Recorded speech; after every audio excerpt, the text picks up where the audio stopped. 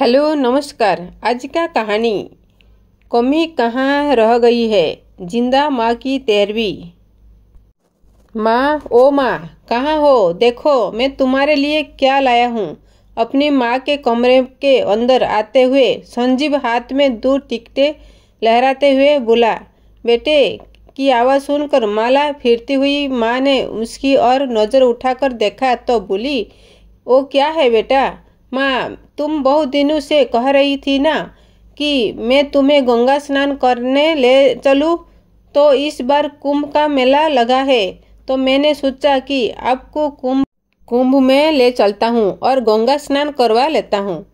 Train से ticket भी करवा ली है। बेटे की ये बात सुनकर सरस्वती जी चहक उठी और उनकी आंखों में खुशी भरी चमक आ गई। कुंभ का मेला? अरे तू सच में मुझे कुंभ में दर्शन कराएगा? तू सच कह रहा है ना बेटा? मुझे यकीन नहीं हो रहा है। अरे माँ, मैं झूठ थोड़ी बोल रहा हूँ। यो देखो, टिकट तुम्हारे सामने है। अब जाने की तैयारी कर लो। जितना भी सामान चाहिए मुझे पहले ही बता देना। पूरे 5 दिन बाद चलेंगे। हाँ बेटा, जुग जुग जियो मेरे लाल। गंगा जी में स्नान करूँगी तो मोक्ष मिलेगा मुझे। अच्छा, कौन कौन चलेगा बेटा? सभी चल रहे हैं ना? सरस्वती जी ने मुस्कुराते हुए पूछा। तो संजीव बोला, अरे नहीं माँ, सबने जाकर क्या करना है? मालूम है कुंभ पर कितनी भीड़ रहती है। सब लोग को संभालना तो बहुत मुश्किल हो जाएगा। इसीलिए मैं केवल 2 ही टिकट लेकर आया हूँ, मेरे और तुम्हारे लिए। बेटे की इस बात को सुनते ही सरस्वती जी की नज़रें अपनी बहू दीपा की ओर गई और सोचने लगी कि बेटे के साथ अकेले जाऊंगी तो बहू नाराज हो तो नहीं जाएगी। फिर बोली, अरे संजीव बेटा, लेकिन इतनी उम्र में तू अकेला मुझे कैसे संभालेगा? घर में तो मैं जैसे तैसे अपना काम कर लेती हूँ, लेकिन बाहर तो मेरा उठना बैठना भी बहुत मुश्किल हो जाएगा। घड़ी घड़ी मुझे सहारा की ज़रूरत पड़ेगी। तभी उनकी बहू दीपा बोली, अरे अम्मा, वो यदि आपको ले जा रहे हैं तो संभाल भी लेंगे, और फिर हम तो कहीं ना कहीं जाते ही रहते हैं, फिर कभी चले जाएंगे। और वो भी तो सोचिए कि कुंभ का मेला हर साल थोड़ी ना आता है। फिर सरस्वती जी बोली, लेकिन बहू, संजीव को मुझे संभालने में परेशानी होगी। तो उनकी वो बात सुनकर उनका बेटा संजीव हंस पड़ा और बोला, माँ, अब तुम्हें अपने बेटे पर विश्वास भी नहीं है। और अरे जैसा आप मेरा बचपन में ध्यान रखती थी वैसे ही मैं आपका ध्यान रखूँगा। आपका हाथ में कभी नहीं छोड़ूंगा। खूब अच्छे से आपको मेला दिखाऊंगा। संजीव की बात पर सब लोग हंसने लगे और सरस्वती जी प्रसन्न हो गई। उनकी बहुत समय से चली आ रही थी इच्छा पूरी होने जा रही थी। कितनी बार संजीव से कह चुकी थी कि मरने से पहले एक बार मुझे कुंभ का स्नान करवा दे।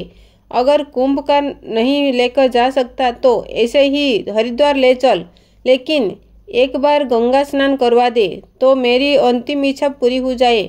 लेकिन वक्त गुजरता रहा और बात चलती रही, परंतु आज जब संजीव ने अपने आप कहा तो उनका मन प्रसन्नता से नाच उठा। आज तो ये अपने बेटे और बहू को आशीर्वाद देते नहीं थक रही थी। हरिद्वार जाने के लिए ये दोनों ट्रेन में बैठ गए और सरस्वती जी का तो सफ़र में बुरा हाल हो रहा था।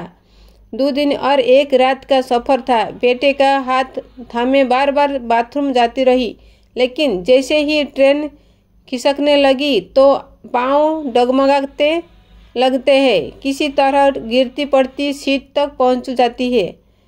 और माँ, संभाल अपने आप को, अभी तो सफ़र शुरू ही हुआ है, आगे कैसे करेगी? हाँ बेटा, कोशिश कर रही हूँ संभालने की, और उम्र हो गई है ना, हाथ की पकड़ भी ढीली हो चुकी है और पाँव भी डगमगा जाती है। बेबस होते हुए सरस्वती जी बोली। तो संजीव ने कहा, कोई बात नहीं माँ, मैं हूँ ना, मैं सब संभाल लूँगा। ये सुनकर सरस्वती जी की आंखें ममता के आंसुओं से भर गई। रात के समय ट्रेन की छुक छुक और सीटी की आवाज़ ने सुने भी नहीं दिया। रह रह कर सोचती कि नायक ही संजीव को मैंने तंग किया, वो भी पूरी रात जागता रहा। इससे तो गंगा जल घर पर लाकर उसी से नहा लेती।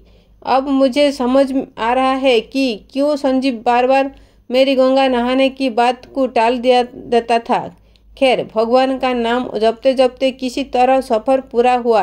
गाड़ी रुकी तो प्लेटफॉर्म की भीड़भाड़ को देखकर सरस्वती जी हैरान रह गई। संजीव ने दोनों थैली अपने कंधे पर लटकाए हुए अपनी माँ का हाथ पकड़कर स्टेशन से बाहर ले आया। उसी समय काली घटाएं छाने लगी और ठंडी ठंडी हवाएं चलने लगी। अरे बेटा, मुझे तो बहुत ठंड लग रही है। यह मौसम को भी आज ही बिगड़ना था क्या? न जाने कब बरसने लगेगा। माँ की ये बात सुनकर संजीव बोला, माँ, थोड़ी देर हम स्टेशन पर ही बैठते हैं। मौसम ठीक होने पर ही बाहर निकलेंगे। थोड़ी देर बाद संजीव उठकर कहीं चला गया और जब लौटा तो उसके हाथ में चाय के 2 कुल्हड़ और गर्मा गर्म पकौड़े की थैली थी। माँ बेटे ने वहीं बैठकर सुकून से चाय पी और पकौड़े खाए। थोड़ी देर में सरस्वती जी को नींद आने लगी तो वहीं टेक लेकर आंखें मूंद ली। करीब 1 घंटे के बाद बारिश थम गई और सूरज निकल आया। बारिश के कारण रेलवे स्टेशन पर जो भीड़ बढ़ गई थी और भी छटने लगी थी। दोनों माँ बेटा एक ऑटो रिक्शा पकड़कर कुंभ के मेले तक पहुंच गए। मेले के शुरुआत में ही रिक्शा वाले ने उन्हें उतार दिया। करीब 1-1.5 किलोमीटर पैदल चलकर गंगा घाट तक पहुंचे तो गिरते पड़ते मुश्किल से उन्हें एक डेरे में जगह मिल गई। संजीव ने वही चादर बिछाकर अपना सामान रख दिया और अपनी माँ का हाथ पकड़कर गंगा नहाने ले गया। सरस्वती जी ने अपने जीवन भर में इतनी भीड़ कहीं नहीं देखी थी। कहीं लाउडस्पीकर का शोर मच रहा था तो कहीं भजन चल रहे थे, कहीं गंगा मैया की जय जयकार करते लोग घूम रहे थे तो कहीं साधु संतों की प्रवचनों। आगे बढ़े तो झूले वाले, खिलौना वाले, पूरी कचौड़ी और मिठाई की दुकान, धार्मिक किताबें और तस्वीरें की दुकान। हर जाति, हर धर्म के लोगों को देखकर वो हैरान थी। उन्हें ऐसा लग रहा था कि जैसे वो किसी दूसरे ही दुनिया में पहुंच गई है। वो सब देखते हुए वो अपने बेटे संजीव के हाथ कस के थामे हुए थी। रास्ता बनाते बनाते संजीव उन्हें किनारे तक ले आया, परंतु वहाँ भी भीड़ ही भीड़ थी। संजीव ने हाथ पकड़कर अपनी माँ को गंगा में स्नान करवाया और फिर खुद स्नान किया। गंगा में फूल और प्रसाद चढ़ाया तो न जाने कब से मन में बसी सरस्वती जी की अभिलाषा पूरी हुई। खुशी के मारे उनके आंसू भी निकल आए। हाथ जोड़कर प्रार्थना की कि गंगा मैया, मेरे संजीव जैसा बेटा हर माँ को देना। आज उसी के कारण तो मैं आपके दर्शन कर पाई हूँ। ऐसा कहते हुए सरस्वती जी ने थोड़ा गंगा जल एक बोतल में भर लिया और जाते समय गंगा मैया को प्रणाम किया कि पता नहीं दोबारा गंगा मैया के दर्शन कर भी पाऊंगी या नहीं। संजीव ने अपनी माँ को मेला घुमाया और खूब खिलाया पिलाया और सरस्वती जी बोली, बस बेटा, अब मैं बहुत थक चुकी हूँ, अब और चला नहीं जाता। तो संजीव माँ के कहने पर उन्हें डेरे पर वापस ले आया। चलो माँ, अब तुम वहीं आराम करो, मैं घूम कर आता हूँ। ऐसा कहते हुए संजीव ने अपने पास अपनी जेब में से कुछ रुपये निकाले और अपनी माँ के हाथ में थमा दिए।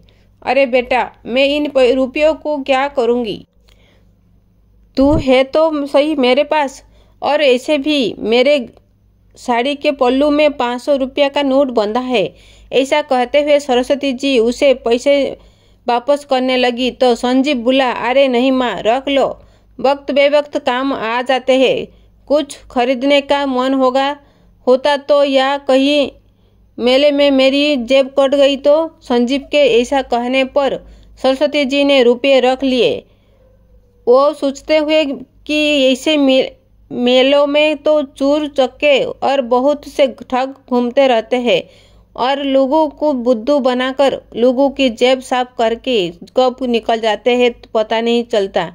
संजीव अपना थैला लेकर चला गया और सरस्वती जी वहीं पर अपना थैला सर के नीचे लगाकर चादर पर लेट गई। आज उनका मन बहुत संतुष्ट था। संजीव ने भी उनका खूब ध्यान रखा था। लेटे लेटे ही उनकी आंख लग गई, लेकिन जब आंख खुली तो देखा सूरज अस्त हो रहा था। इधर उधर देखा तो संजीव अभी तक नहीं लौटा था। उनके माथे पर चिंता की लकीरें उभर आई।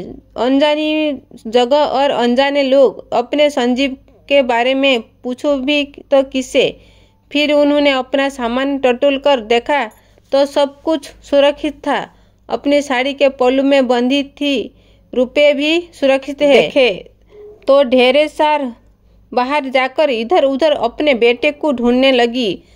तभी सामने देखा तो हैरान रह गई। आदमियों का एक झुंड तेजी से भागता हुआ आ रहा था। इससे पहले कि वो कुछ समझ पाती, जोर जोर से चीख पुकार मचने लगी। फिर पता चला कि मेले में एक हाथी ने उद्यम मचा दिया है, जिस कारण सारी तरफ भागदौड़ मच गई है और भागदौड़ में गिरकर कुचलने से बहुत से लोग मर गए हैं। वो बात सुनकर सरस्वती जी को तो जैसे काटो तो खून नहीं, उनका कलेजा मुंह को आ रहा था कि कहीं उनका संजीव तो इस भीड़ में नहीं नहीं, ऐसा नहीं हो सकता। ऐसा कहते हुए सरस्वती जी एक यात्री से जाकर पूछने लगी, भैया ये किस समय की बात है? फिर उसने बताया, माँ जी करीब 4 बजे की बात है। जब साधु हाथी ऊपर बैठकर स्नान करने जा रहे थे तो उनसे एक हाथी बिगड़ गया, जिस कारण वो कांड हो गया। जितने भी लोग जख्मी हुए हैं उन्हें अस्पताल पहुंचाया जा रहा है और जो लोग मर गए हैं उन्हें सरकारी गाड़ी से उठाया जा रहा है। क्या आपका भी कोई लापता है? उस व्यक्ति की बात सुनकर सरस्वती जी की आंखों में आंसू आ गए और रोते हुए बोली, क्या बताओ बेटा, मेरा बेटा भी 1 बजे से मेला घूमने के लिए निकला था, लेकिन अभी तक नहीं लौटा। लेकिन माँ जी उसकी कोई फोटो तो होगी। फोटो तो नहीं है मेरे पास बेटा, अब क्या करूँ? सरस्वती जी रोते हुए बोली, माँ जी आप रो मत, देखिए सामने वो पुलिस चौकी है, आप वहीं जाकर पता कर लीजिए। उस व्यक्ति ने कहने पर सरस्वती जी ने चादर समेटकर अपनी थैली में डाली और थैला उठाकर जैसे तैसे पुलिस चौकी तक पहुंची और रोने लगी कि मेरा बेटा कहीं मिल नहीं रही है। तभी एक दयालु पुलिस वाला उनके पास आया और बोला, माँ जी हौसला रखिए और आई मेरे साथ, मोटरसाइकिल पर बैठिए। और सिपाही सरस्वती जी को उस जगह पर ले गया जहां मृतकों का इकट्ठा किया गया था। लेकिन सरस्वती जी को वह देखकर खुशी हुई कि उनका बेटा वहां नहीं था। फिर 1-2 जगह बने अस्पतालों में भी उन्हें लेकर गया जहां लोग जख्मी पड़े थे और पहरा करा रहे थे। डॉक्टर उनकी मरहम पट्टी करने में जुटे हुए थे, परंतु संजीव का पता वहां भी नहीं चल पाया। तभी सरस्वती जी सोचने लगी कि कहीं संजीव डेरे पर वापस तो नहीं लौट आया होगा, वो मुझे ढूंढ रहा होगा, परेशान तो नहीं होगा, कहीं वो मेरा इंतजार ना कर रहा हो। हालांकि उन्होंने पुलिस चौकी पर उनका हुलिया बता दिया था और उन्हें कहा था कि अगर मेरा बेटा मिले तो मेरे लौटने तक उसे वहीं रोक कर रखना, इस उम्मीद से कि संजीव वही मेरा इंतजार कर रहा होगा। सरस्वती जी ने आकर पता किया तो उन्हें मालूम पड़ा कि कोई भी उनके बारे में पूछने नहीं आया। डेरे में गई तो वहाँ भी उनका बेटा नहीं मिला। आधी रात हो गई थी। बेचारी माँ कभी डेरे में जाती तो कभी पुलिस चौकी पर, लेकिन बेटे का कहीं पता नहीं था। जब रात के 1 बज गए तो पुलिस वालों ने कहा, माँ जी आप जाकर आराम कीजिए, यदि आपका बेटा पूछने आया तो हम आपके पास भेज देंगे। पुत्र वियोग से व्याकुल सरस्वती जी आशा भरी नजरों से कभी यहाँ देखती तो कभी वहाँ देखती, फिर चादर बिछाकर लेट गई, लेकिन आंखों में नींद कहाँ थी। कहाँ चला गया मेरा बेटा? इतने बड़े मेले में कहाँ कहाँ ढूंढूं? वहाँ कोई अपना नहीं है। यदि संजीव ना लौटा तो मैं अकेले घर कैसे जाऊंगी? बहू मुझसे संजीव के बारे में पूछेगी तो उसका सामना कैसे करूंगी? ये सोचते सोचते सरस्वती जी स्वयं को ही कोसने लगी कि व्यर्थ ही गंगा नहाने जिद ठान बैठी थी। अगर संजीव टिकट ले ही आया तो मना भी कर सकती थी, टिकट तो वापस भी हो सकते थे। इतनी बड़ी मुसीबत तो सर पर ना पड़ती। अब कहाँ ढूंढूं मैं अपने बेटे को। फिर सरस्वती जी को ख्याल आने लगा कि कहीं संजीव को कोई ठग बहला फुसला कर तो नहीं ले गया। कितना सीधा है मेरे बेटा, बहुत जल्दी किसी की बातों में आ जाता है, या फिर किसी ने कोई गलत चीज उसे घुसा सूंघा कि लेग तो बेहोश कर दिया हो और उसका सारा पैसा, अंगूठी और चैन छीन कर उसे कहीं फेंक दिया हो। ये सोच कर सरस्वती जी अंदर ही अंदर चिंता में मारे घुली जा रही थी। मन में उठने वाली शंकाओं का अंत नहीं था। अगले दिन जब सुबह हुई तो सरस्वती जी नहाना धोना भूलकर सीधा पुलिस चौकी पर पहुंची गई। एक ही दिन में पुलिस चौकी में के लोग उन्हें पहचानने लगे थे। देखते ही बोले, आइए माँ जी, क्या आपका बेटा लौटा नहीं है अभी तक? तभी सरस्वती जी रोते हुए बोली, कहाँ देखूं, तुम ही ढूंढ कर ले आओ मेरे बेटे को। एक माँ की दुआएं लगेगी। सरस्वती जी का रो रो कर बुरा हाल था। फिर पुलिस वाला बोला, अम्मा धीरज रखो, हम कुछ करते हैं। सभी डेरे में अनाउंसमेंट करवाते हैं। आपका बेटा मेले में जहाँ कहीं भी होगा तुरंत दौड़ा आएगा। आप ऐसा कीजिए, अपना नाम और पता लिखवा दीजिए और फिर जाकर स्नान ध्यान कीजिए। जल्दी ही मिल जाएगा आपका बेटा, भगवान पर भरोसा रखिए। अब तो पुलिस वालों को भी सरस्वती जी से हमदर्दी हो गई थी। रोती बिलपती बेचारी बूढ़ी माँ डेरे में वापस लौट आई। जैसे तैसे गंगा में स्नान भी कर लिया। मन ही मन प्रार्थना करती रही कि ये गंगा मैया, मेरा संजीव जहाँ भी है कुशल पूर्वक हो। वहीं तेरे दर्शन कराने के लिए वहाँ तक लेकर आया था और वही हाथ छुड़ाकर न जाने कहाँ गुम हो गया। और मुझ बूढ़ी को समझ नहीं आता क्या करूँ। हे भगवान, आप ही कोई चमत्कार करो, मेरा खोया हुआ बेटा वापस मिल जाए तो वापस जाकर बहू को मुंह दिखाने लायक बन सकूं। पूजा अर्चना से निपटकर सरस्वती जी हर आने जाने वाले व्यक्ति को आशा भरी निगाहों से देखती। दूर दूर तक उनकी निगाहों आने जाने वालों का पीछा करती कि कहीं संजीव देख जाए। घाट पर ही बैठे बैठे शाम हो गई। अब तो पेट में भी मरुड़ पड़ने लगे थे। कल शाम से ना तो भोजन का एक निवाला पेट में गया था, ना ही पानी की एक बूंद। फिर ध्यान आया कि अगर मैं खुद बीमार पड़ गई तो अपने बेटे को कैसे ढूंढूंगी। उसे ढूंढना है तो खुद को स्वस्थ रखना होगा, नहीं तो वहाँ मेरा कौन बैठा है जो मान मनोहर करे कि मुझे खिलाएगा।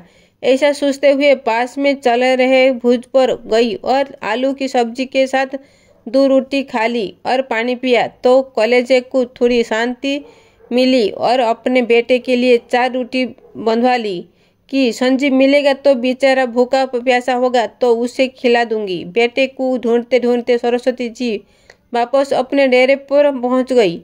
फिर से पुलिस चौकी में भी झांक कर आ गई, लेकिन फिर से वही निराशा हाथ लगी। देखते ही देखते दिन बीतने गए।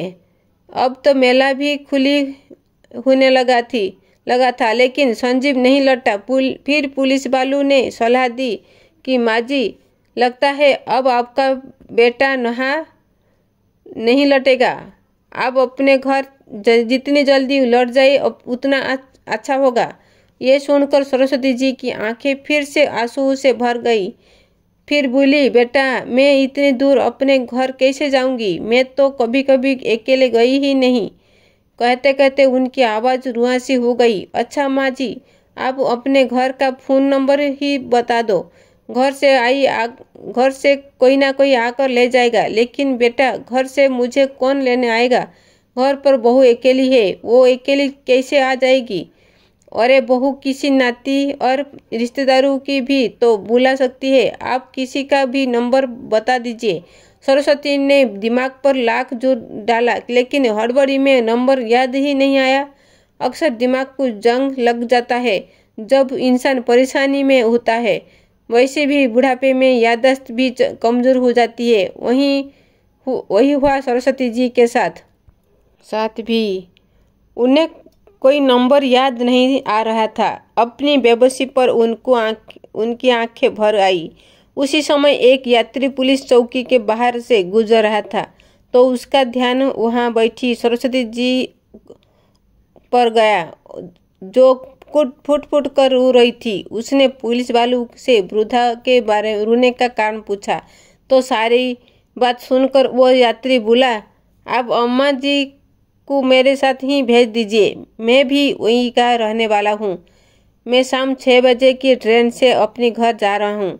आप कहे तो उन्हें साथ लेता जाऊँगा और उसके बाद उनके गांव जाने वाली बस में बैठा दूंगा। वो आराम से अपने गांव पहुंच जाएंगे। पुलिस वालों ने सरस्वती जी को उस अनजान व्यक्ति के साथ रवाना कर दिया और उसका पता और फ़ोन नंबर अपने पास लिख कर रख लिया। सरस्वती जी उसके साथ जा तो रही थी, पर मन के किसी कोने में एक डर भी था कि कहीं वो व्यक्ति कोई ठग तो ना हो, परंतु और कोई चारा भी नहीं था उस पर विश्वास करने के अलावा, वरना इस अनजान जगह पर कब तक रहती। लेकिन उस व्यक्ति ने सरस्वती जी के मन की बात जैसे पढ़ ली हो। वो बोला, अम्मा जी आप चिंता मत कीजिए, मैं आपके गांव के पास के गांव में ही रहता हूँ, भरोसा रखिए मुझ पर। यदि आप कहेंगे तो आपके घर तक भी छोड़ दूंगा। फिर सरस्वती जी बोली, अरे नहीं भैया, विश्वास के सहारे ही तुम्हारे साथ आई हूँ। तुम मुझे अपने साथ लेकर आए हो, क्या इतना उपकार कम है? ट्रेन से उतरने के बाद मुझे बस में बैठा दोगी तो मैं अपने गांव पहुंच जाऊंगी। बस मुझे तो एक ही बात का गम सताए जा रहा है, ना जाने मेरा बेटा कहाँ होगा, की हाल में होगा। 2 दिन बाद सरस्वती जी जब बस से उतरी तो पैदल ही अपने घर की ओर चल पड़ी, लेकिन बेटे की अनुपस्थिति में उसका मन भारी हो रहा था। समझ नहीं आ रहा था कि बहू का सामना क्या कहकर करेगी, क्या बताएगी कि संजीव कहाँ है। उसी उधेड़-बुन में जैसे तैसे घर के द्वार तक पहुंची तो देखकर हैरान रह गई कि वहां तो खूब चहल पहल थी। घर के बाहर हिस्से में सफ़ेद रंग का टेंट लगा हुआ था, जहां भूज चल रहा था। एक बार सरस्वती जी को लगा कि ये गलती से किसी और जगह पर पहुंच गई है, लेकिन जैसे ही वो बाहर की ओर जाने लगी, तभी उनके पुते और पुती की नज़र अपनी दादी पर पड़ी। ये आश्चर्यचकित रह गए, लेकिन फिर खुशी से चिल्लाने लगे, मम्मी देखो, पापा देखो, दादी तो हमारे सामने खड़ी है, वो लौट आई है, दादी जिंदा है। अपने पुता पुती की वो बात सुनकर सरस्वती जी भौचक्के रह गई। उन्हें समझ नहीं आ रहा था कि आखिर वो चल क्या रहा है। बच्चों के चिल्लाने की आवाज़ सुनकर सभी लोग दौड़कर बाहर आ गए। पूरे गांव में हड़कंप मच गया। अम्मा वापस आ गई, अम्मा वापस आ गई, सरस्वती लौट आई। उधर से संजीव भी दौड़कर आया और अपनी माँ को देखते ही उसके होश उड़ गए और फिर तुरंत आकर लिपट गया। तुम कहाँ चली गई थी माँ? उसी समय उनकी बहू दीपा दौड़ी दौड़ी आई और अपनी सासू माँ से लिपट गई। पता है माँ, कितने दिनों से हमारा रो रो कर बुरा हाल था। हमने तो सोचा था कि माँ जी।